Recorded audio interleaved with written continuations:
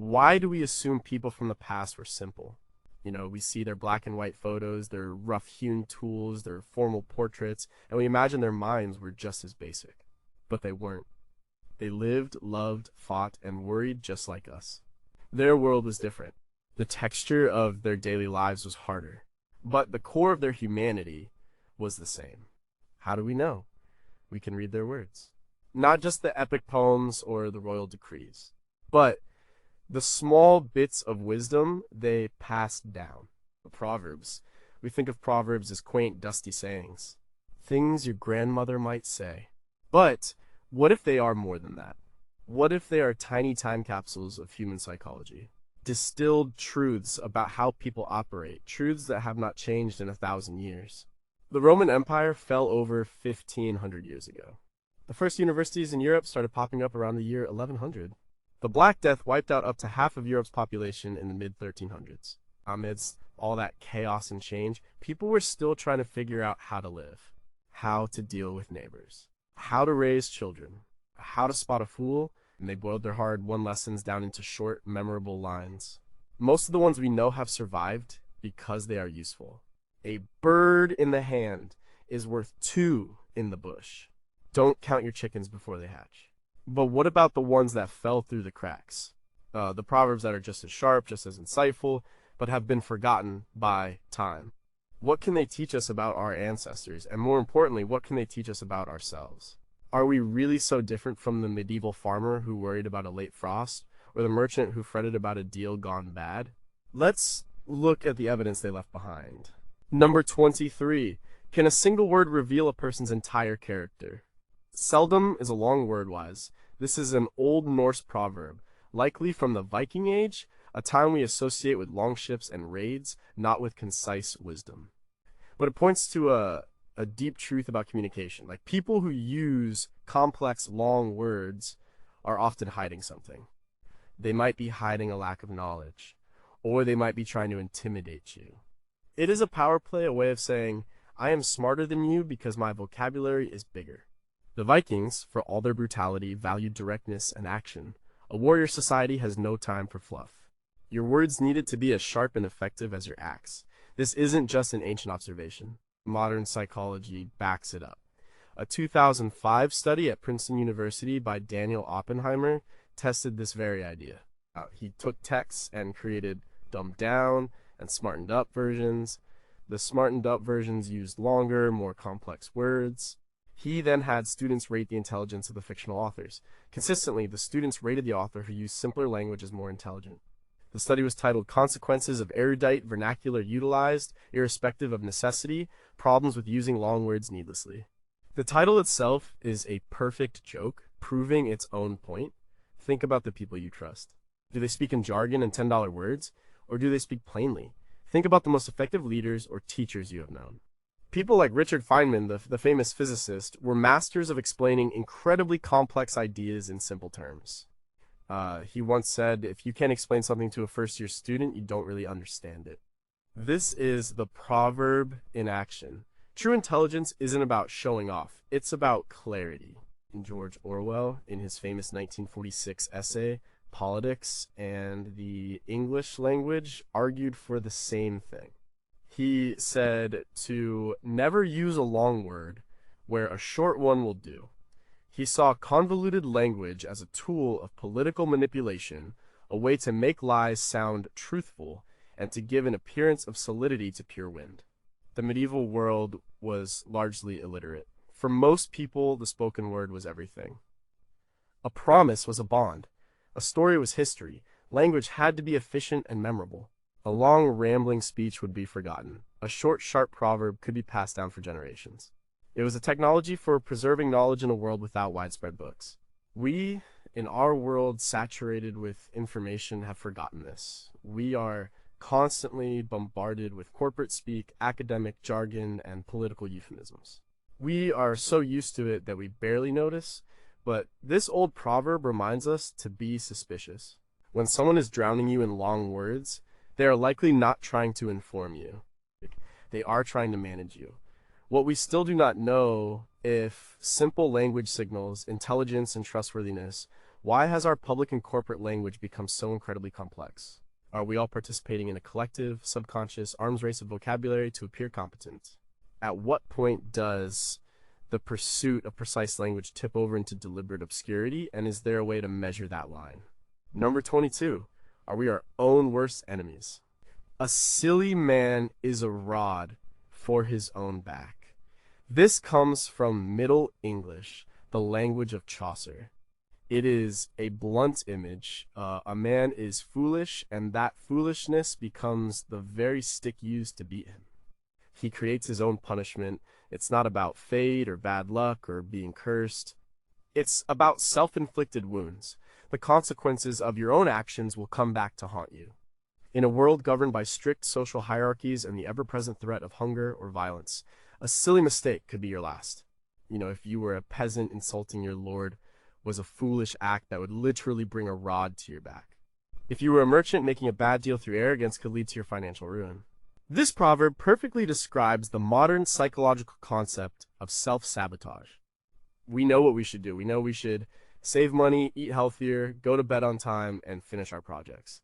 And yet, we do the opposite. We procrastinate, we spend impulsively, we stay up late scrolling through our phones, and we are, in a very real sense, building the rod for our own back. Every time you hit the snooze button, you are adding a twig to that rod. Every time you avoid a difficult conversation, you are making it heavier.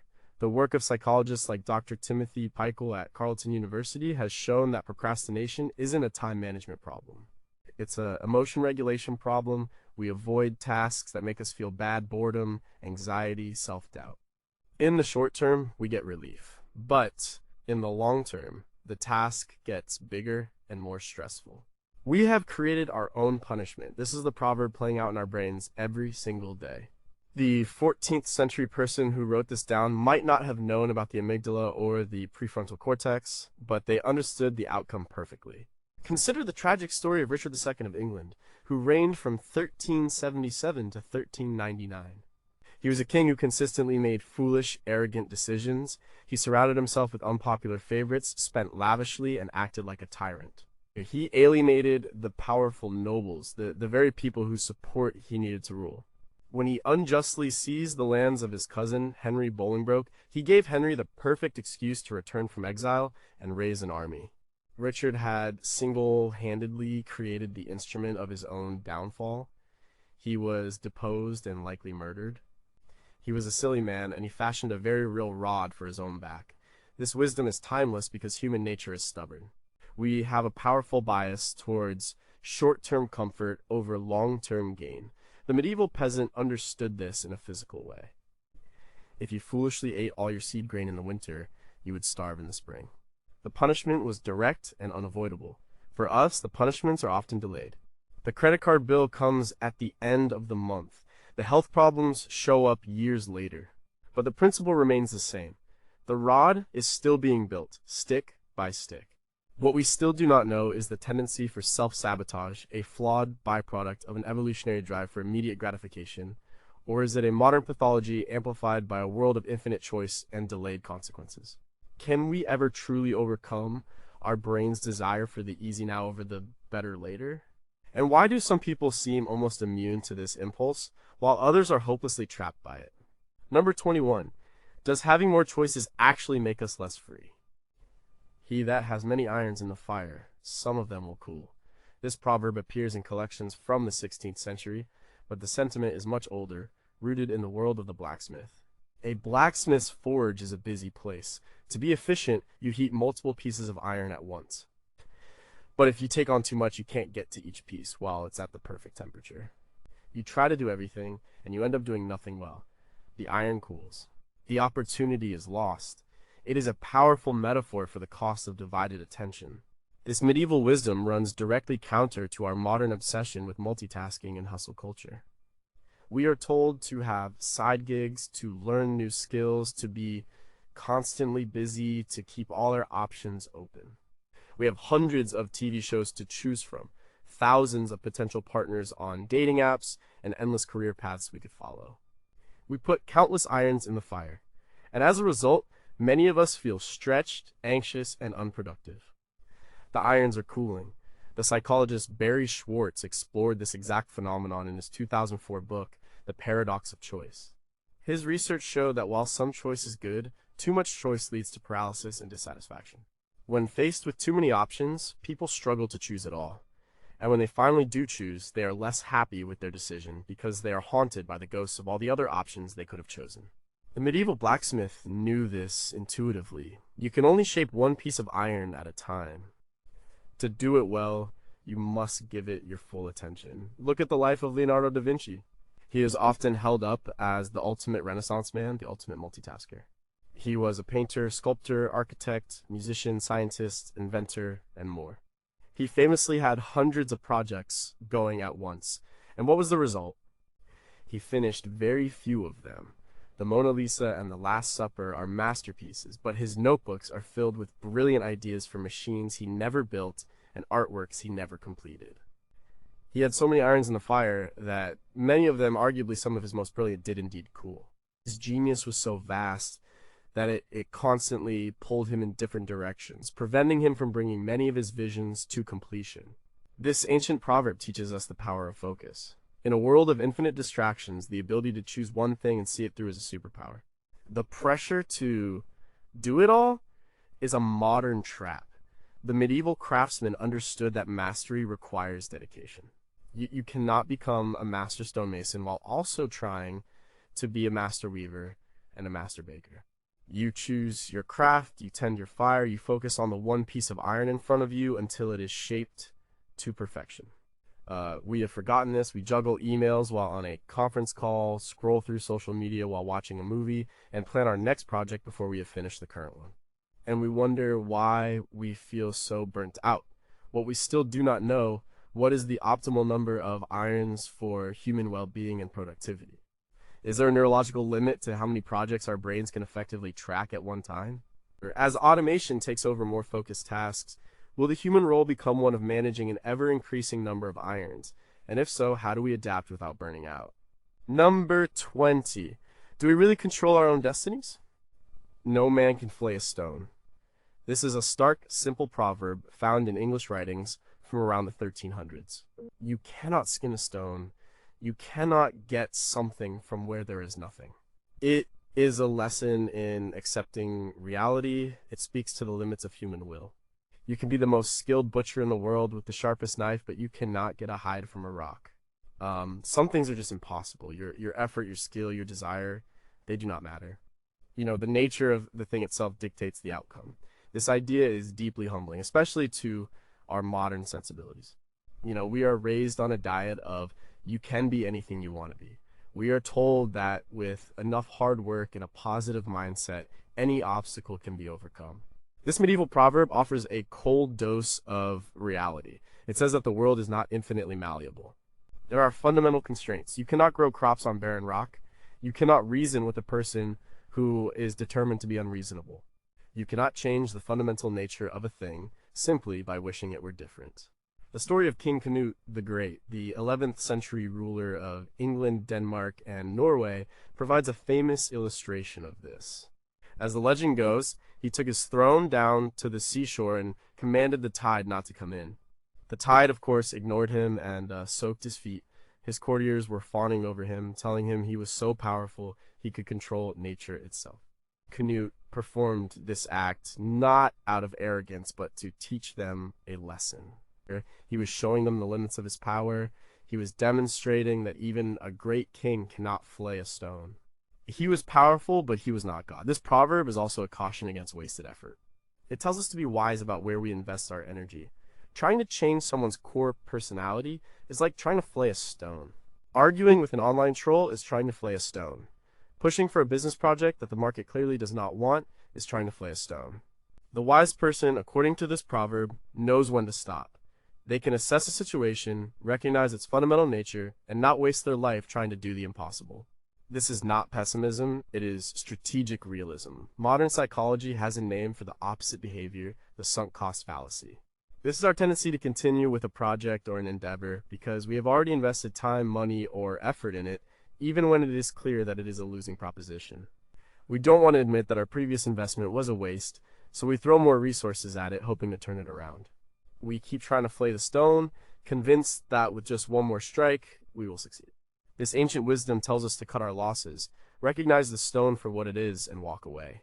What we still do not know, where's the precise line between admirable persistence and foolishly trying to flay a stone? How much of what we consider impossible is a genuine constraint of reality, and how much is a failure of imagination or technology? Could a future technology, for example, allow us to flay stones by extracting minerals in a way we currently can't comprehend? And if so, what other impossibilities might fall? Number 19 is kindness a form of weakness or a form of strength? A good goose may have a bad gosling. This proverb, common in the late Middle Ages, is a beautifully simple observation of nature and genetics. Even the best parents can have a difficult child. It is a statement of fact, but it is also a plea for compassion and understanding. It separates the character of the parent from the character of the child. In a society where family and lineage were everything, this was a radical idea.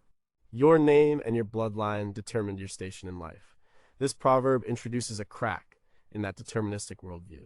It cautions against collective judgment. We have a natural tendency to judge a whole family by the actions of one member. We see a child misbehaving, and we immediately think, what terrible parents. This proverb says, not so fast. The goose may be good. The problem may lie with the gosling.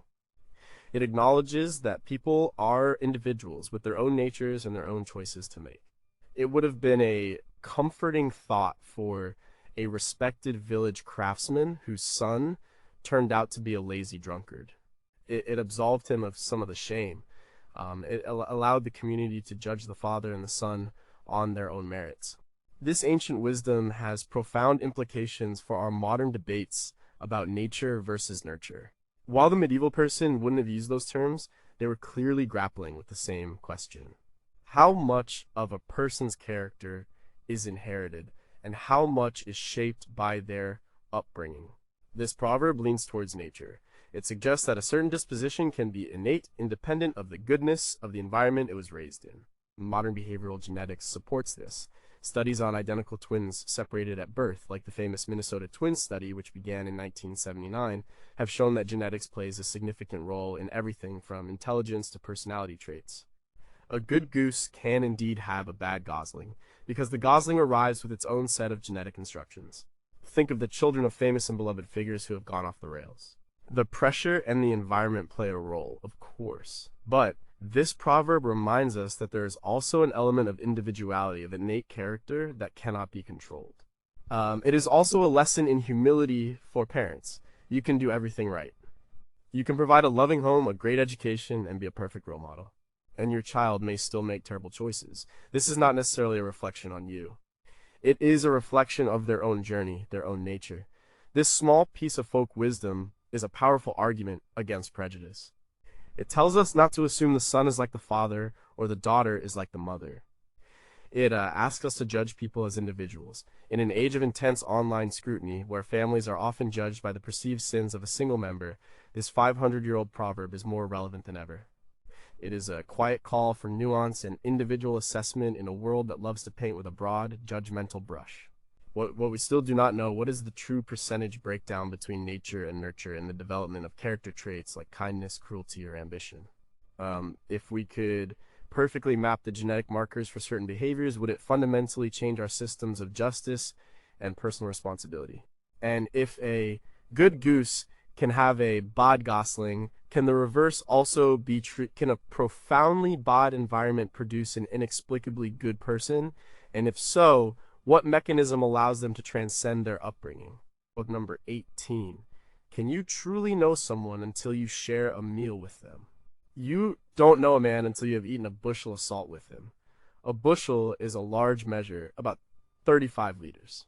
Eating a bushel of salt with someone would take a very, very long time. This proverb, with roots in classical antiquity but popular in the medieval period, is about the time it takes to truly know another person.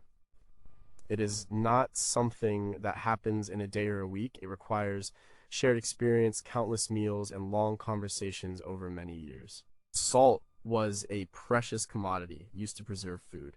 Sharing salt, sharing a meal, was an act of community and trust. To share a bushel of it implies a lifetime of shared experiences.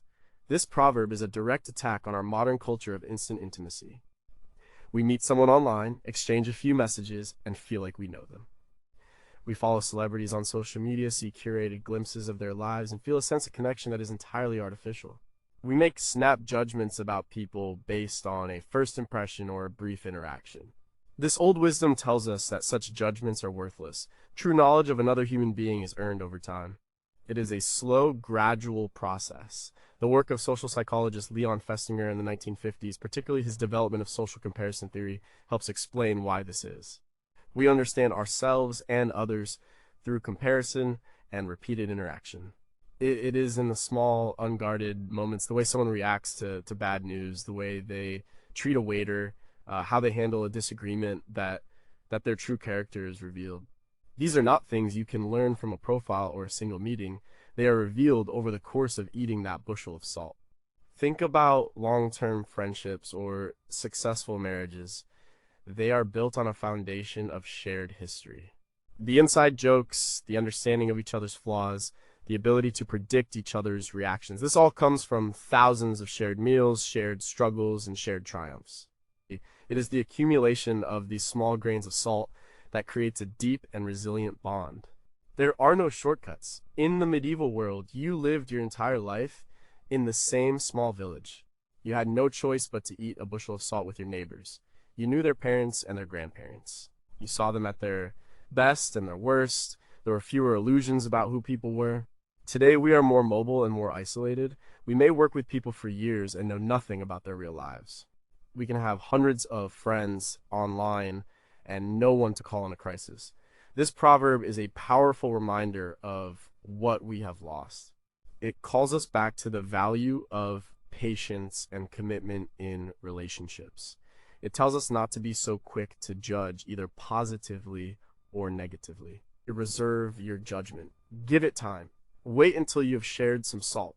What we still do not know, in an increasingly transient and digital world, is it still possible to eat a bushel of salt with anyone? Has the nature of human relationships fundamentally changed, or are we just failing to invest the necessary time? If we could accelerate the process of getting to know someone through technology, like immersive virtual reality experiences, would it be a genuine substitute for time, or would it just create a more convincing illusion of intimacy? Number 17. When is it smart to be a little bit stupid? It is a poor mouse that has only one hole. This proverb, found in various forms across Europe for centuries, is a simple, brilliant lesson in risk management from the perspective of a mouse. A mouse that has only one escape route is a dead mouse. A cat sits by the hole and it is all over. The smart mouse has a backup plan, and another backup plan after that. It diversifies its options. It is not about being paranoid. It is about being prudent. This is a piece of peasant wisdom. If you were a medieval farmer, you lived your life at the mercy of factors you could not control: the weather, disease, the whims of your lord. A single bad harvest could mean starvation, so you learned to be like the mouse. You didn't plant just one crop. You planted several. You stored grain in different places in case one was discovered by rats or ruined by damp. You had a few chickens, a pig, maybe a goat. You diversified. You built multiple holes to escape from the cat of disaster. Our modern financial system is built on this very principle. Don't put all your eggs in one basket is the modern equivalent. The savvy investor doesn't put all their money into a single stock. They build a diversified portfolio. This proverb is just a more rustic and perhaps more urgent version of the same idea. For the mouse, it is not about getting rich. It is about staying alive. This wisdom extends far beyond finance. Think about your career. Are you a mouse with only one hole? Is your entire livelihood dependent on one job, one skill, one industry?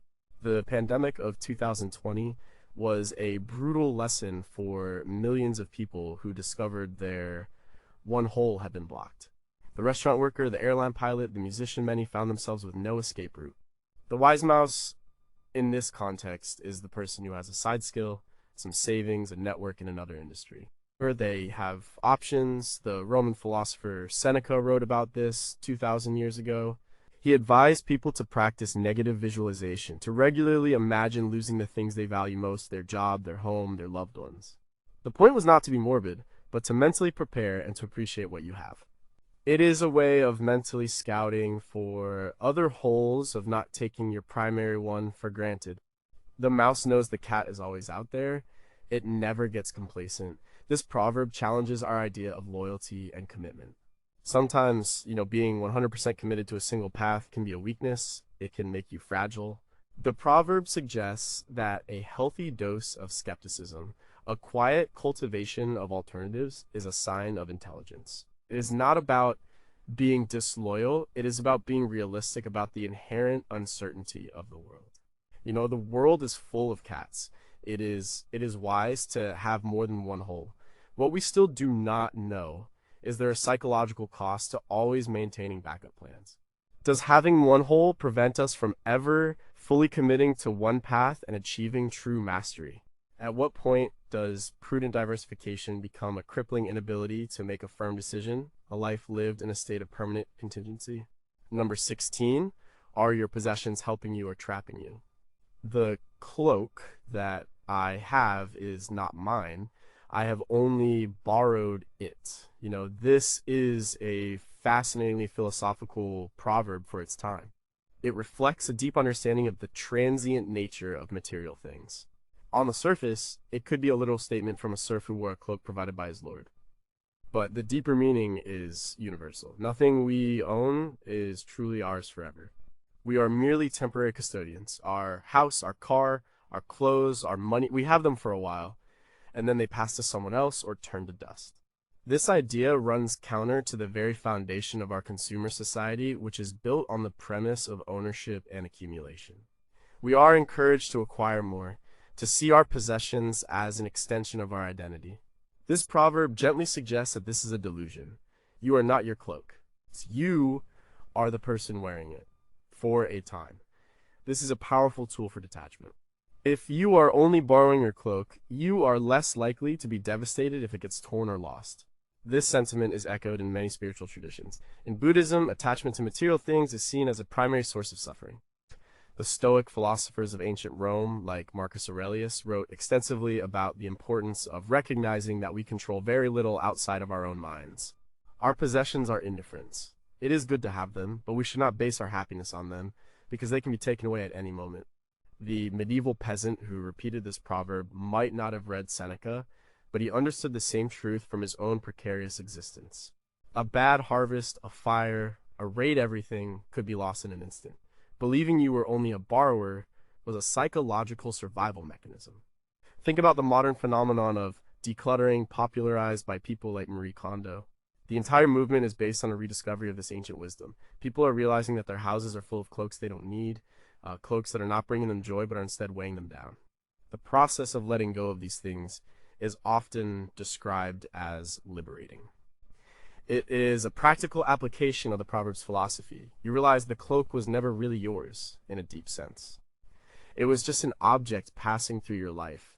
This proverb also has an environmental dimension. If we see ourselves as borrowers of the earth's resources rather than owners, it changes our entire relationship with the planet. You treat a borrowed item with more care than something you own and feel you can dispose of at will. The idea of stewardship, of caring for something for the next generation, is built into this simple sentence. The medieval person was much closer to the land. They understood that the health of the soil and the forest was not something you could take for an indefinite period.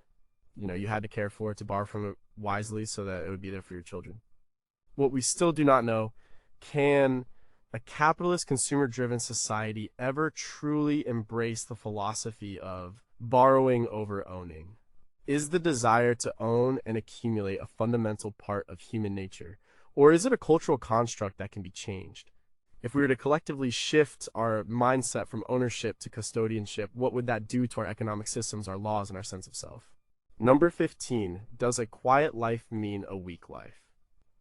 The nail that stands up is hammered down.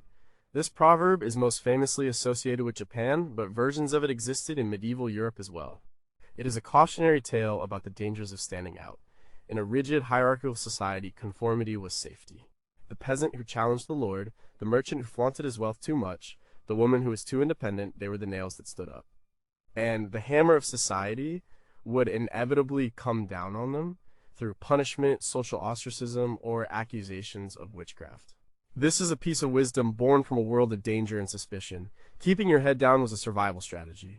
You did your work, you paid your taxes, you went to church, and you did not draw attention to yourself. To be noticed was to be a target. This seems cowardly to our modern individualistic mindset.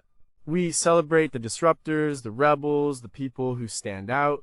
We are told to be yourself and speak your truth. This proverb whispers a warning from the past. Be careful. The world does not always reward individuality. The Salem witch trials of 1692 are a terrifying example of this proverb in action. The people who were accused were often those who stood out in some way. They were women who were financially independent, people who had disputes with their neighbors, or those who did not conform to the strict puritanical social norms. They were the nails that stood up, and the hammer of a paranoid, hysterical community came down on them with brutal force. But the proverb is not just about avoiding persecution. It also speaks to the value of humility and cooperation. A well-built house is not made of nails that are all sticking out at different angles.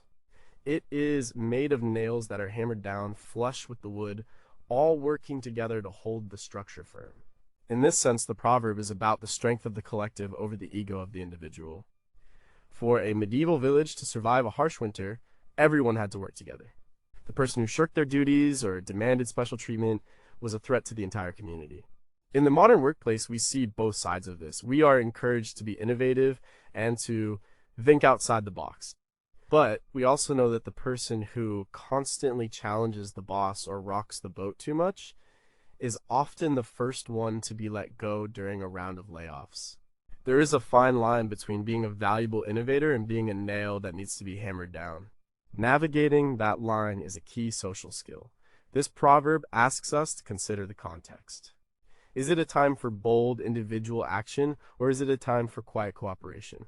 Is the structure sound and worth preserving, or is it rotten and in need of being torn down by a few brave standing nails? The wisdom of the proverb lies in knowing the difference. It does not say never stand up. It simply states a fact of social physics. If you do, expect the hammer. What we still do not know is the impulse to hammer down nonconformity, a necessary part of social cohesion, or is it a primitive instinct we should be actively trying to overcome? How can a society encourage the kind of individuality that leads to innovation and progress while still maintaining the stability that comes from shared norms? And in the age of social media, has the hammer become a global, instantaneous, and disproportionately powerful force?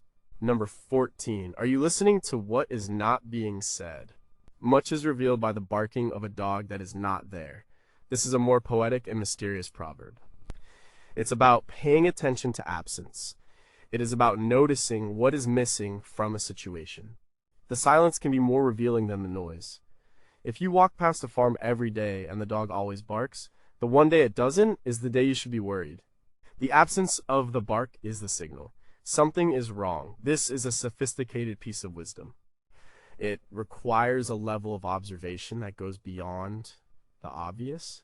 It is the core of deductive reasoning, famously employed by the fictional detective Sherlock Holmes. In the 1892 story, The Adventure of Silverblaze, the key clue is the curious incident of the dog in the nighttime. The dog did nothing in the nighttime. That was the curious incident. The fact that the dog didn't bark when the horse was stolen meant that the thief must have been someone the dog knew. The absence of the bark solved the crime. In medieval life, this kind of observation was a matter of survival. The hunter listening in the forest pays attention not just to the snap of a twig, but to the sudden silence of the birds. That silence means a predator is near. The village elder, mediating a dispute, listens not just to the angry accusations, but to the topics that both sides are deliberately avoiding. That is where the real truth often lies. We see this principle at work in medicine and science. And a good doctor doesn't just look at the symptoms you have. They ask about the symptoms. You don't have to rule out certain diseases. A scientist looking at data pays attention to the outliers and the gaps, the places where the results don't fit the theory. That is often where the next breakthrough is found. The 1964 discovery of the cosmic microwave background radiation, the echo of the Big Bang, came from two astronomers, Arno Penzias and Robert Wilson, trying to figure out the source of a persistent, annoying hiss in the radio antenna. They were investigating a sound that shouldn't have been there, a kind of cosmic, non-barking dog. In our personal lives, this proverb is a guide to deeper understanding.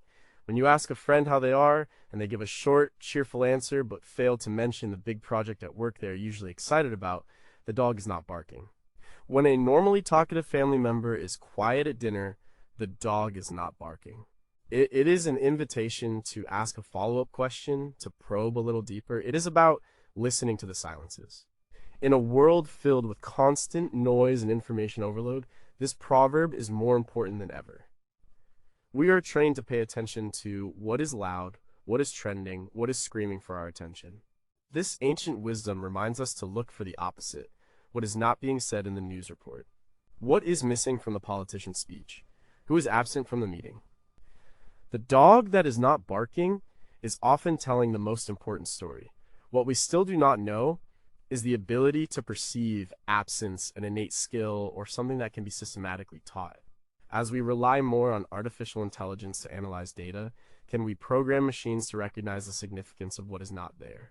A concept that seems so uniquely human. And as our lives become more documented online, are we creating a world with no silences, a world where every dog is always barking, making this kind of subtle deduction impossible? As number 13, what is the true cost of getting what you want? Be careful what you wish for, you may receive it. This is a very well-known saying now, but its roots are ancient, and it was a common sentiment in medieval folklore. It is a warning against short-sighted desire. Many fairy tales and fables from the period are built around this theme. A poor woodcutter wishes for a sausage, and it appears on his wife's nose. A king wishes that everything he touches turns to gold, and he starves to death, unable to eat. These stories are not for children. They are stark warnings about the unintended consequences of desire. The proverb teaches that our wishes are often naive. We want the outcome without understanding the process or the cost. We want to be rich, but we don't think about the long hours, the stress, the jealousy, or the loss of simple pleasures that might come with it. We want to be famous, but we don't consider the loss of privacy and the constant public scrutiny. We see the destination, but we are blind to the journey and the baggage we will have to carry. This is a core concept in Greek tragedy. King Oedipus wishes to find the murderer of the former king to lift the plague from his city. He gets his wish, only to discover that he himself is the killer, and that he has unknowingly married his own mother. The fulfillment of his wish brings about his utter ruin. The medieval world, with its strong belief in a capricious and often vengeful god, would have understood this well. To wish for something was to tempt fate, to invite the attention of powers you could not control. The story of the tech lottery winners of the 1990s and 2000s is a modern-day collection of these cautionary tales. Countless stories emerged of young employees at companies like Microsoft or Google who became pauper millionaires overnight when their companies went public, as they got what everyone wishes for: immense wealth at a young age. But for many, it was a curse. They lost their sense of purpose, their friendships became strained, and they fell into depression.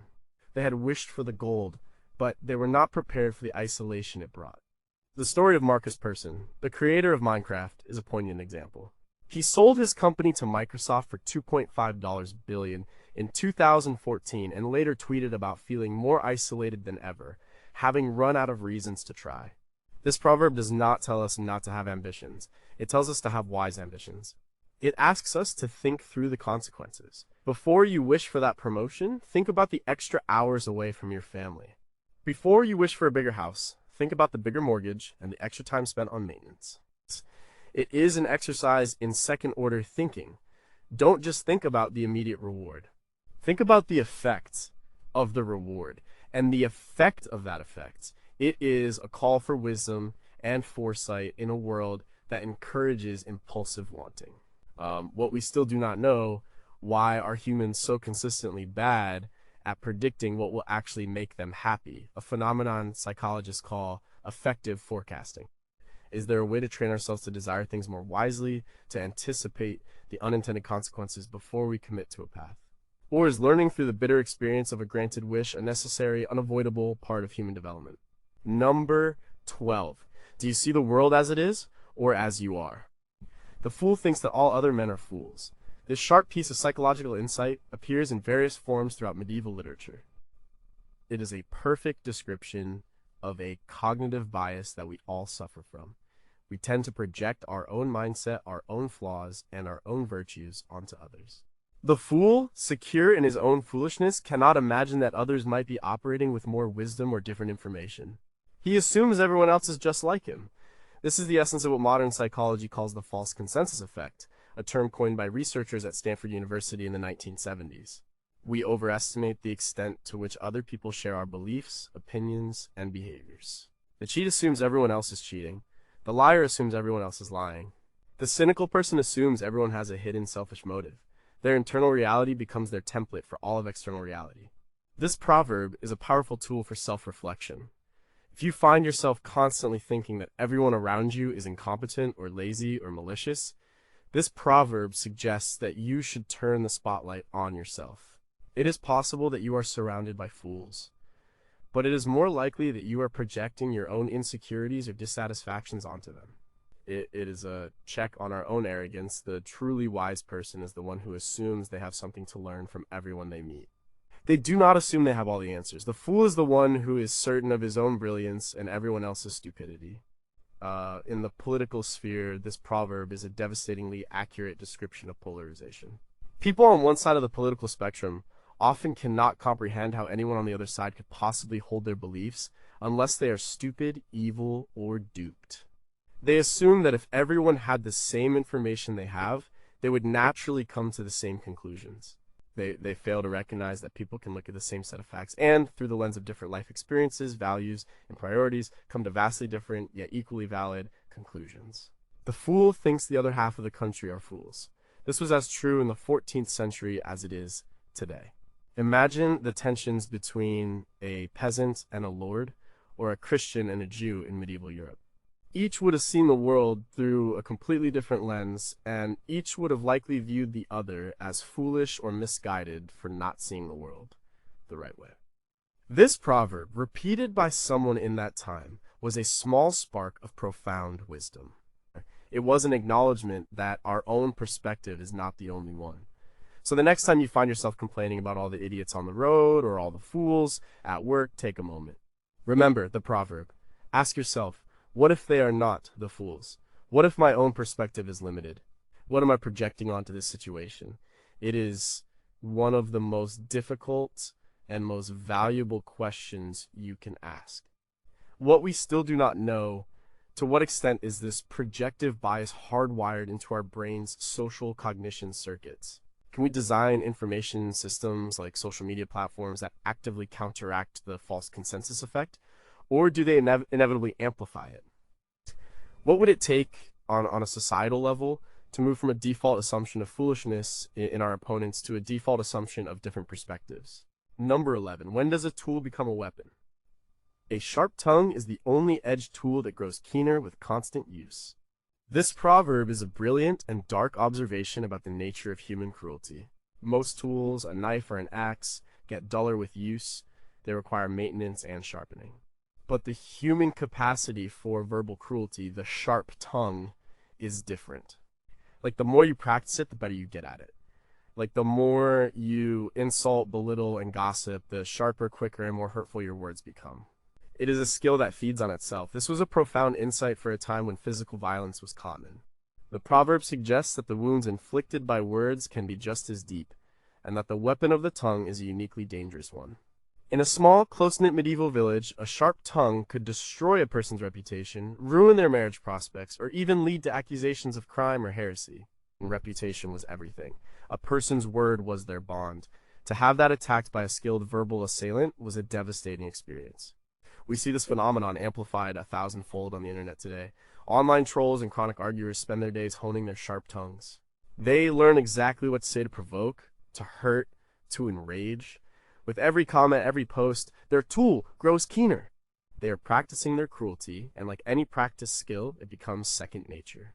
The anonymity of the internet removes the social consequences that might have checked a sharp tongue in a medieval village where you had to face the person you insulted the next day at the market. The work of neuroscientists like Dr. Tanya Singer at the Max Planck Institute has shown that our brains have separate pathways for empathy and for cruelty. Deliberately hurting someone, even verbally, can activate reward circuits in the brain for certain individuals, especially those with narcissistic or psychopathic traits. This creates a feedback loop. The act of being cruel feels good, so they do it more. The tongue grows keener with use. This proverb is also a warning to ourselves. Do you find yourself relying on sarcasm or cutting remarks in your daily interactions? Do you enjoy winning an argument a little too much? It is easy to fall into this pattern. It can make you feel clever and powerful in the moment. But the proverb reminds us what we are practicing. We are sharpening a weapon, and a weapon, once sharpened, has a tendency to be used. A person who cultivates a sharp tongue will eventually cut the people they care about, often without even realizing it. It also offers a guide for who to avoid. The person who is constantly making sharp, cutting remarks about others is not someone to be trusted. Their skill has been honed through constant practice. It is only a matter of time before that keen edge is turned on you. The proverb advises us to value a different kind of speech, one that is measured, kind, and constructive. That is the tool that builds things up, rather than the one that tears them down. What we still do not know is the tendency towards verbal aggression, a learned behavior, or does it have a strong genetic component? What is the precise neurological mechanism that makes the practice of cruelty rewarding for some individuals? And in an age of disembodied digital communication, can we create new social norms or technologies that can effectively dull the sharp tongues of online discourse without resorting to censorship? Number 10. Is it better to be lucky or to be good? Fortune favors the fool. This is a more cynical and world-weary proverb than its common cousin. Fortune favors the bold. This version suggests that luck is not a reward for virtue or courage. It is a random, capricious force that often lands on the most undeserving. The fool, the idiot, the person who has no idea what they are doing, somehow stumbles into success. We have all seen it. The incompetent colleague who gets the promotion. The nonsensical business idea that inexplicably takes off. The person who makes every wrong decision but somehow ends up on top. For the medieval person, this proverb would have been a way of coping with a world that often seemed deeply unfair. You could be a pious, hardworking farmer, and a single hailstorm could wipe you out while your lazy, drunkard neighbor had a bumper crop. You could be a loyal knight and be killed by a stray arrow in your first battle, while a coward who hid in the back survived without a scratch. The idea that fortune was not a moral force but a blind one was a way of making sense of the senseless. It was a shrug of the shoulders in the face of chaos. This idea was explored in depth by the Roman philosopher Boethius in his book The Consolation of Philosophy, written around 524 AD, while he was in prison awaiting execution. This book was hugely popular and widely read throughout the Middle Ages. Boethius personifies fortune as a goddess who spins a great wheel, randomly lifting some people up to great heights and casting others down into misery, regardless of their merits. She openly states that she is fickle and that her gifts are never permanent. The wise person, Boethius concludes, does not rely on fortune for their happiness. They rely on inner virtue, which is the only thing that cannot be taken away. The modern world is full of examples. Look at the stories of people who have become famous and wealthy for seemingly no reason reality TV stars, internet memes that go viral. From a certain perspective, it seems that fortune is indeed favoring the fool. The economist Nassim Nicholas Taleb, in his books like Fooled by Randomness, argues that we consistently underestimate the role of pure, dumb luck in success, especially in fields like finance. We create elaborate stories about the genius of a successful trader, when in reality, they may just have been a fool who happened to be standing in the right place when lightning struck. This proverb is not an encouragement to be a fool. It is a tool for mental resilience. It has two key messages. First, do not be too impressed by the success of others. It may be due to luck, not skill. Do not blindly copy the secrets of a successful person because their success may not be repeatable. Second, and more importantly, do not be too discouraged by your own failures. If fortune is random, then a lack of success is not necessarily a reflection of your own worth or effort. It might just be that the wheel hasn't turned in your favor yet. Keep focusing on what you can control: your own actions, your own integrity, your own hard work. Let fortune do what it will. What we still do not know just how much of life's success is attributable to luck versus skill. Is it possible to quantify the role of randomness in a person's life trajectory? If we could, would it change our concepts of meritocracy and justice? And is there any way to court fortune, to position oneself to be luckier? Or is it a force that is fundamentally and forever beyond our influence? Number 9. What is the heaviest thing you carry? A light purse makes a heavy heart. This proverb is simple, direct, and brutally honest. It speaks to the psychological burden of poverty. It is not just about the lack of things, it is about the emotional weight that comes with it. The worry, the anxiety, the constant, gnawing stress of not having enough. A purse with no money in it is physically light, but it creates a heaviness in the soul. In the medieval world, this was a daily reality for the vast majority of the population. There was no social safety net. If your crops failed or you lost your job, you and your family could starve. The fear of destitution was constant and real. This proverb would not have been an abstract idea, it would have been a description of a felt, physical sensation. The tightness in the chest, the sinking feeling in the stomach that comes with financial insecurity.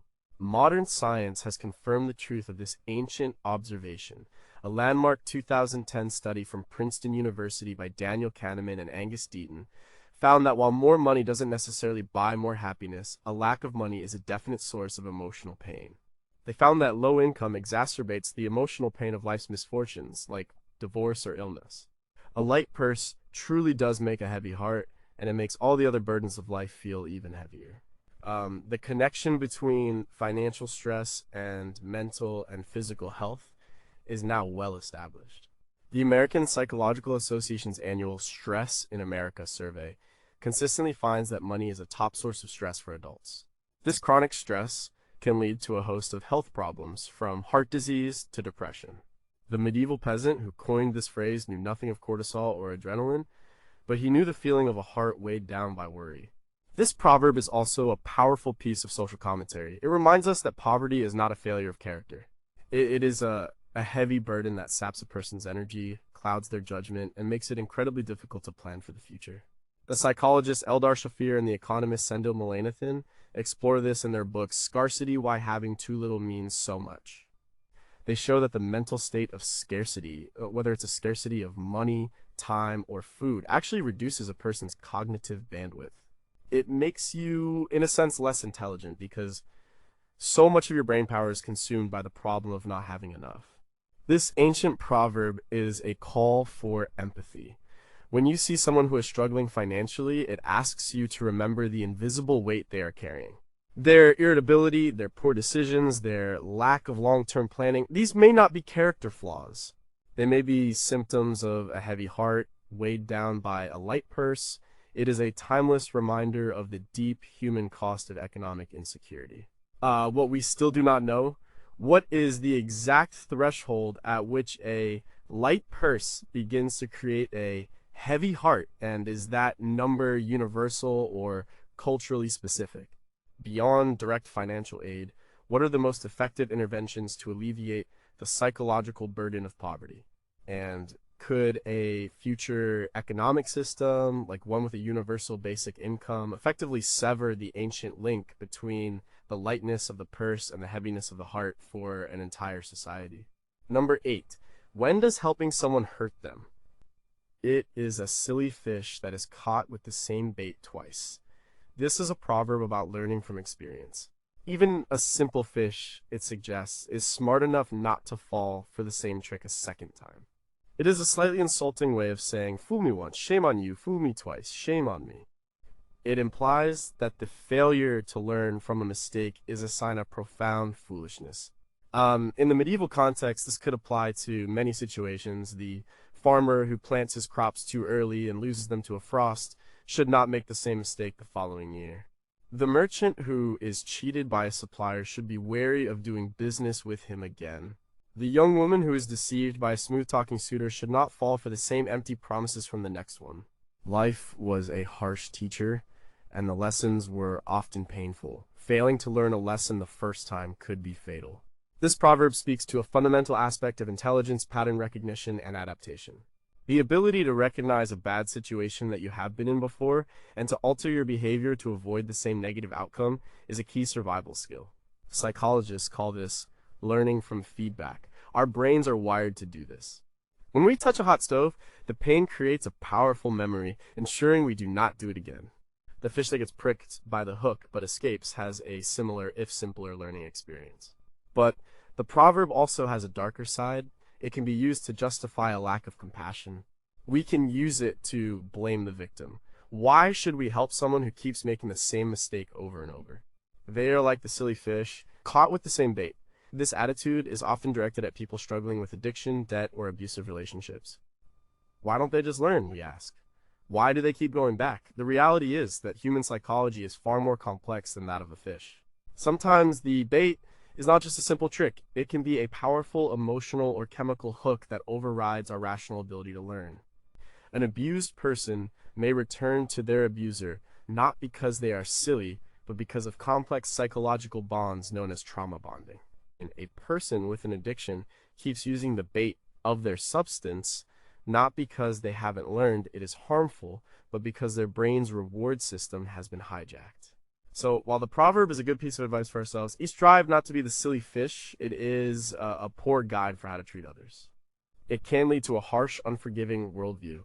A more compassionate and psychologically nuanced understanding recognizes that some hooks are much harder to escape than others. Sometimes the fish needs help getting unhooked, not just judgment for having been caught. The proverb, in its simple wisdom, does not account for the power of addiction or trauma. It is a product of a world that had a simpler and often harsher understanding of human weakness. What we still do not know: why do some individuals seem to learn from mistakes almost instantly, while others repeat the same destructive patterns for a lifetime? What are the precise neurological differences between a learning experience that sticks and one that does not? And can we develop therapies that can specifically target and break the cycle of silly fish behavior in cases of addiction and trauma, effectively helping people to unlearn their most destructive impulses? Number 7. How do you measure the value of a thing? A thing is valued according to its price, but a man according to his heart. This medieval proverb draws a sharp distinction between the world of commerce and the world of human character. It acknowledges a truth that is both obvious and easily forgotten. Market value and human value are two completely different things. A thing, a horse, a sword, a bolt of cloth, has a price. It can be bought and sold. Its value is external and objective.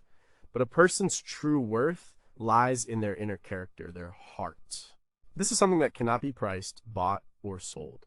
This was a radical idea in the rigidly stratified society of the Middle Ages, where a person's value was largely determined by their birth. A nobleman was worth more than a peasant. A king was worth more than a nobleman. This proverb challenges that entire system. It suggests that a peasant with a good heart, a person who is honest, brave, and kind, has more true worth than a corrupt and cruel king. It is a quiet, democratic rebellion captured in a single sentence. It is a message that is desperately needed in our own time. We live in a world that is obsessed with measuring human worth in market terms. What is your salary? What is the value of your house? How many followers do you have? We have taken the logic of the marketplace, that price equals value, and we have misapplied it to human beings. We have forgotten the second half of the proverb, the work of political philosopher Michael Sandel at Harvard University, particularly in his 2012 book, What Money Can't Buy the Moral Limits of Markets, explores this very issue. He argues that when we put a price on everything, from a place in a university to the right to pollute, we corrupt its intrinsic value. The same is true for people. When we start to judge ourselves and others based on wealth or status, we devalue the things that truly matter: integrity, compassion, courage, and love. This proverb would have been a source of great comfort and dignity for the common person in the medieval era. It told them that even though they had no money and no status, they could still have immense value.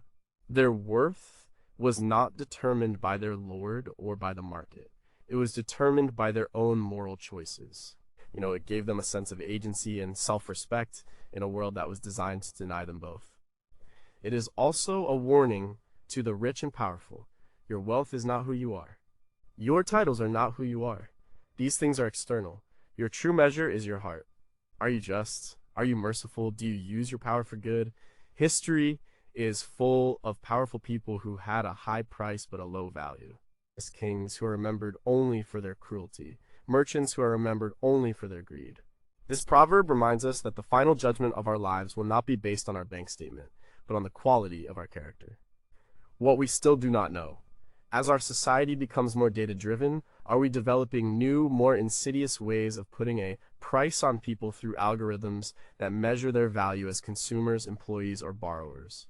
Is it possible for a society to function without some form of social hierarchy? Or is the impulse to assign external value to people an inescapable part of our nature? And if we were to truly live by this proverb, how would we need to restructure our educational systems, our workplaces, and our governments? Number 6, what is the most dangerous kind of lie? Half the truth is often a whole lie. This is a deeply insightful proverb about the nature of deception. It recognizes that the most effective lies are not complete fabrications. They are built around a kernel of truth. A lie that is 100% false is often easy to spot. It contradicts reality in obvious ways. But a half-truth is much more insidious. It is a lie that wears the camouflage of fact. It misleads by omission, by taking things out of context, or by presenting a small part of the story as the whole picture. In a largely illiterate medieval society, where information was passed by word of mouth, this was a critical piece of wisdom. As rumors could spread like wildfire, a clever manipulator could destroy an enemy by spreading a story that was technically true, but presented in a way that created a completely false impression. For example, it is true that John was seen leaving the tavern late last night. This is the half-truth. The whole lie is the implication that he was drunk and up to no good, when in reality he was visiting a sick relative who lived next door. This is the primary tool of modern propaganda and misinformation. Look at any piece of effective fake news. It almost always contains elements of truth. A real photo, but from a different event. A real quote, but taken out of context. A real statistic, but without the surrounding data that would explain it. The goal is not to invent a new reality from scratch. The goal is to twist the existing reality into a shape that serves your purpose. The 2016 US presidential election saw an explosion of this kind of misinformation where true events were subtly manipulated to create false narratives that were shared millions of times. The legal system understands this principle well. This is why witnesses in court are asked to swear to tell the truth, the whole truth, and nothing but the truth. The law recognizes that the truth is not enough. Nothing but the truth guards against outright fabrication. But the whole truth is the crucial part that guards against the deceptive power of the half-truth. This proverb is a call for critical thinking. When you hear a story, especially a shocking or outrageous one, it asks you to pause. Ask yourself, what is missing? What is the context? Is this the whole story, or am I only being shown the part that someone wants me to see? It is a mental habit that is essential for navigating the modern information landscape. We are all detectives, and our primary job is to distinguish the whole truth from the dangerous half-truth. It also applies to our personal lives. When we get into an argument, we often resort to half-truths. We tell our side of the story, emphasizing the parts that make us look good and conveniently leaving out the parts that don't. We are not technically lying, but we are creating a false impression. We are telling half the truth, which, as the proverb warns, is a whole lie. True reconciliation and understanding can only begin when both sides are willing to tell the whole truth with all its messy and uncomfortable details. What we still do not know. What is it about the human brain that makes it so susceptible to half-truths? Is it a cognitive shortcut, a form of mental laziness, or does it appeal to our pre-existing biases in a more powerful way than a complete fabrication? Can we ever develop an AI or an algorithm that can reliably detect not just falsehood, but the more subtle deception of the who lie created by a half-truth? Number 5, does fear make you safe? Better to be a coward for a minute than dead for the rest of your life. This is a brutally pragmatic proverb, likely born from the battlefield or a tavern brawl. It is a piece of survival wisdom that goes against the heroic ideal. The heroic ideal says it is better to die on your feet than to live on your knees. It celebrates bravery, honor, and self-sacrifice. This proverb offers a different perspective. It says that sometimes the smart move is to run. Discretion is the better part of valor. A moment of shame is better than an eternity in the grave. For the common soldier in a medieval army, this would have been a forbidden truth. They were drilled to stand their ground and obey their commanders. But in the chaos of battle, when the line was breaking and death was certain, this proverb would have been whispering in their ear. The one who ran might be called a coward, but he would also be alive to see his family again. The hero would be a corpse on the field. This proverb is about a rational assessment of risk. It asks you to separate your ego from your survival instinct. The desire not to appear cowardly is a powerful social force. It can make people do incredibly stupid things, stay in a fight they cannot win, take a dare that is obviously dangerous, or refuse to back down from an argument that is escalating towards violence. This proverb gives you permission to put your ego aside. A minute of being called a coward is a small price to pay for a lifetime of breathing. The work of Nobel Prize-winning psychologist Daniel Kahneman on prospect theory helps explain why this is such hard advice to follow. We are generally loss-averse. The potential loss of social status, being seen as a coward, often feels more immediate and painful than the potential loss of our life, which is a more abstract and future event. This proverb is a cognitive tool to help us override that flawed emotional calculation. It forces us to weigh the true stakes 1 minute versus the rest of your life. This wisdom applies to many modern situations far from the battlefield. Walking away from a heated argument with a stranger on the street. Refusing to get into a car with a drunk driver, even if your friends pressure you. Quitting a high-stress job that is destroying your health, even if it feels like a personal failure. In all these cases, there is a short-term, social or emotional cost possible. The minute of being a coward. But the long-term gain is immense. It is important to note that this is not a recipe for a life of constant fear and avoidance. It is a specific piece of advice for a specific situation when the risk is high and the chance of a positive outcome is low. It is not about avoiding all challenges. It is about choosing your battles wisely. The wise person knows when to be brave and when to be a coward. The fool only knows how to be one or the other. This proverb is a defense of the strategic retreat, a lost art in a culture that often celebrates blind courage over intelligent survival. What we still do not know is there a clear line in the human brain between healthy, rational fear that promotes survival and debilitating anxiety that prevents a person from living a full life. How much of our willingness to take risks is determined by genetics and brain chemistry versus our upbringing and culture? And could we ever train soldiers or emergency responders to perfectly balance the heroic impulse with the survival instinct of this proverb, allowing them to be brave without being reckless? Number 4. Where do big problems come from? A little leak will sink a great ship. This is a powerful image of how small, neglected problems can lead to catastrophic failure. A great ship is a symbol of power, wealth, and technological prowess. It seems invincible. But a tiny, unnoticed hole below the waterline can bring it all down. The crew might be busy polishing the brass and hoisting the sails, all while disaster is silently brewing below deck. It is a warning about the importance of maintenance, attention to detail, and dealing with problems when they are still small. This proverb would have been deeply meaningful in the medieval world, whether it was a leaking roof on a peasant's hut, a small crack in a castle wall, or a minor illness left untreated. They understood that small problems had a tendency to grow. In a world without modern technology and medicine, you could not afford to ignore the little things. That small leak in the roof, if not patched, would rot the beam. The rotted beam would cause the roof to collapse. The collapsed roof would ruin your stored grain, and you would starve in the winter. The chain of causality was clear and brutal. The field of engineering is built on this wisdom. The 1986 Space Shuttle Challenger disaster is a tragic, high-tech example of this proverb. The catastrophic failure was ultimately traced back to the failure of a small, seemingly insignificant part, an O-ring seal in one of the solid rocket boosters. Engineers had noted that these O-rings were behaving abnormally in cold weather, a little leak. But these warnings were ignored or downplayed by management, who were focused on the bigger picture of maintaining the launch schedule.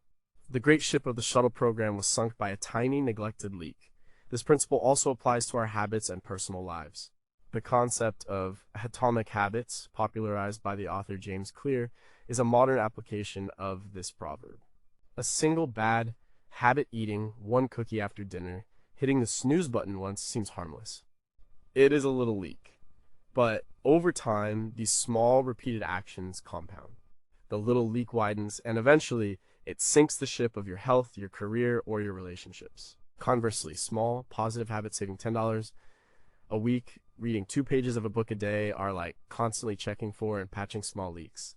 Over time, they ensure the ship stays afloat and reaches its destination. In organizations and governments, this is often called the normalization of deviance. This is a term coined by the sociologist Diane Vaughan in her study of the Challenger disaster. It describes the process by which a small, unacceptable risk gradually becomes acceptable through repetition without immediate negative consequences. The little leak is there, but since it hasn't sunk the ship yet, everyone gets used to it. They stop seeing it as a danger. This is how corruption starts in a government, or how safety standards erode in a company. It never starts with a giant hole. It always starts with a little leak that everyone agrees to ignore. This ancient proverb is a call to vigilance. It asks us to pay attention to the small things, to fix the dripping faucet, to have the difficult conversation before it becomes a major conflict, to address the small, nagging doubt about a project. It tells us that there are no small problems. There are only big problems that haven't happened yet. What we still do not know, why are human organizations, from small businesses to entire nations, so consistently bad at addressing little leak problems before they become catastrophic? Is it a fundamental flaw in our ability to assess long-term, low-probability risks? Can we design better systems of governance and management that reward the people who find and fix the small leaks, a task that is often invisible and thankless? Number 3, what is the most common form of blindness? No one is so blind as he who will not see. This proverb identifies a specific type of blindness that has nothing to do with the eyes. It is the blindness of the will. It describes the person who actively refuses to see the truth that is right in front of them. The evidence is there, clear as day, but they close their minds to it because it is uncomfortable, it challenges their beliefs, or it would require them to change. This is not a blindness of inability, but a blindness of choice. This kind of willful blindness was a powerful concept in the intensely religious world of the Middle Ages. Theologians would have used it to describe the person who refuses to see the evidence of God's work in the world, or the sinner who refuses to acknowledge their own wrongdoing. The truth is available, but they choose to remain in the dark. It is a self-imposed ignorance. Modern psychology has a name for this motivated reasoning. It is our tendency to seek out and interpret evidence in a way that confirms what we already believe. We are not dispassionate observers of reality. We are lawyers building a case for our pre-existing conclusions. When we encounter evidence that contradicts our beliefs, our first instinct is not to question our beliefs. It is to find a way to discredit the evidence we will not see. The story of Ignaz Semmelweis, a Hungarian doctor working in the 1840s, is a tragic example of this. He discovered that if doctors washed their hands before delivering babies, the rate of fatal childbed fever dropped dramatically. The evidence was overwhelming. He presented clear statistical proof, but the medical establishment refused to see it. The idea that doctors themselves were carrying cadaverous particles from autopsies to their patients was too offensive to their sense of professional dignity. They ridiculed Semmelweis and destroyed his career. They were so blind because they would not see, and thousands of women died as a result. We see this willful blindness all around us today. The smoker who ignores the warnings on the cigarette pack. The investor who refuses to see the signs of a failing company because they are too emotionally invested. The citizen who consumes news only from sources that confirm their political biases. In all these cases, the information is available, but it is actively avoided or dismissed. This proverb is a challenge to our intellectual honesty. It asks us to confront the possibility that we might be the ones who are refusing to see. It is easy to spot willful blindness in others. It is incredibly difficult to spot in ourselves. To truly live by this proverb requires a level of humility and courage. It requires us to actively seek out disconfirming evidence, to listen to the arguments of people we disagree with, and to be willing to admit that we might be wrong. It is a lifelong struggle against the most powerful and comforting form of blindness, the one we choose for ourselves. What we still do not know: what are the precise neurological mechanisms of motivated reasoning? When faced with challenging evidence, what determines whether a person updates their beliefs or doubles down on their willful blindness? Is there a way to teach critical thinking that can effectively inoculate people against this powerful cognitive bias? Or is it a fundamental and unchangeable feature of the human mind? Number 2, what is the relationship between love and fear? Fear can keep a man out of danger, but courage can do that and more. This proverb offers a sophisticated comparison between two powerful human emotions. It acknowledges the utility of fear. Fear is a survival mechanism. It is the alarm bell that tells you not to walk down the dark alley, not to eat the spoiled food, not to provoke the angry bear. Fear has a purpose, it keeps you safe. But the proverb then points out the limits of fear. Fear is purely defensive. It can only prevent bad things from happening. It cannot create good things. Courage, on the other hand, is a proactive force. It can also keep you out of danger. The courage to stand up to a bully, the courage to speak the truth, the courage to leave a bad situation. But it doesn't stop there. Courage can do that and more. Courage is what allows you to start a business, to ask someone on a date, to move to a new city, to create a piece of art. Courage is what allows you to build a life, not just to preserve one. Fear builds a fence. Courage opens a gate. In the often brutal medieval world, both fear and courage were essential. A healthy dose of fear would keep a peasant from angering his lord or a soldier from breaking rank. But it was courage that led a knight to defend the weak, a merchant to risk a long sea voyage for a great reward, or a scholar to challenge a long-held but incorrect idea. A life lived entirely by fear would be a small and impoverished one, even if it was safe. This proverb is a perfect antidote to the modern culture of anxiety. We are constantly bombarded with messages telling us what to be afraid of: germs, economic collapse, social disapproval, the wrong kind of food. Our media thrives on fear because it is a powerful way to capture our attention. As a result, many of us live in a state of low-grade, chronic fear. We are so focused on avoiding danger that we forget to live. The work of the existential psychologists like Rollo May in the mid-20th century explored this very theme. May argued that a healthy person is one who can confront and move through anxiety, not one who tries to eliminate it entirely. He saw courage not as the absence of fear, but as the willingness to act in spite of it. This is exactly what the proverb is saying. Courage and fear are not opposites. They are two different responses to the same reality of risk and uncertainty. Think about any meaningful achievement in your life. It almost certainly required you to overcome some kind of fear.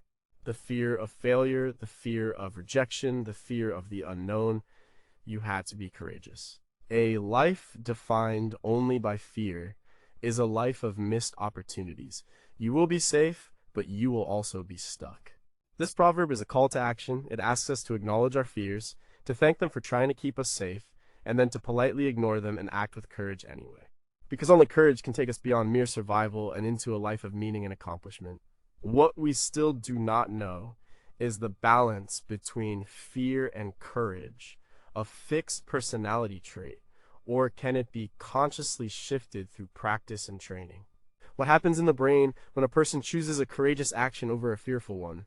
And as we develop technologies that promise to make our lives safer and more predictable, are we at risk of creating a society that systematically devalues courage, a world so safe that we forget how to be brave?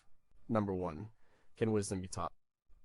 A fool may be brayed in a mortar with a pestle, yet will not his folly depart from him. This is perhaps the most brutal and pessimistic proverb on this list. Braying in a mortar is what you do to spices or grains to grind them into a powder. The image is one of extreme violent effort. You can take a fool and crush him, pulverize him, subject him to the most intense and painful experiences, and at the end of it all, he will still be a fool. His folly is not a surface-level problem. It is part of his very essence. This proverb, found in the biblical book of Proverbs and repeated throughout the Middle Ages, is a stark statement on the limits of education and experience. It suggests that some people are simply unreachable. You cannot teach them. You cannot reform them. You cannot beat the foolishness out of them. They are immune to wisdom. All your effort to help them is wasted. This is a deeply unsettling idea. It runs counter to our modern belief in the power of education, therapy, and rehabilitation. We believe that everyone can change, that everyone can learn. This proverb, born from a harder and less forgiving time, says no. Some people are a lost cause. The wise person, it implies, is the one who can recognize a true fool and stop wasting their energy trying to fix them. This concept is related to what modern psychologists call fixed mindset versus growth mindset, a theory developed by Carol Dweck. A person with a growth mindset believes their abilities can be developed through dedication and hard work. A person with a fixed mindset believes their abilities are innate and unchangeable. This proverb is describing a person who has a fixed mindset about their own folly. They are not even trying to learn or grow, so no amount of external pressure can force them to. History is full of leaders who refused to learn from their mistakes, who were brayed in the mortar of war and failure, yet their folly never departed from them. Think of a general who keeps using the same failed tactic over and over, or a king who repeatedly alienates his allies. Their ego and their foolishness are so ingrained that not even catastrophic failure can teach them a lesson. They are fundamentally unteachable. This is a difficult piece of wisdom to apply because it can lead to cynicism and a refusal to help others. But that is not its true purpose. Its purpose is to protect your own resources and sanity. It is a lesson in setting boundaries. You can offer advice. You can help someone once or twice. But if you see that they are a fool who is being brayed in the mortar of their own bad decisions and is still not learning, the proverb advises you to step away. Your help is not helping. You are just grinding yourself down along with them. It is perhaps the most forgotten and most necessary piece of wisdom of all. In our desire to be kind and helpful, we often exhaust ourselves trying to save people who do not want to be saved. We keep trying to grind the folly out of the fool. This ancient, tough love proverb gives us permission to stop. It tells us to save our energy for those who are willing to learn and to accept, with a heavy heart, that some people's folly will never depart from them, no matter how hard they are brayed. What we still do not know, what is the biological or psychological basis for this kind of terminal foolishness? Is it a form of cognitive damage, a personality disorder, or something else entirely? Is there truly a point of no return for a person's ability to learn and change? And if so, how can we identify it? And what is our ethical responsibility to the person who, by all evidence, seems determined to remain a fool, even as their folly destroys them and those around them?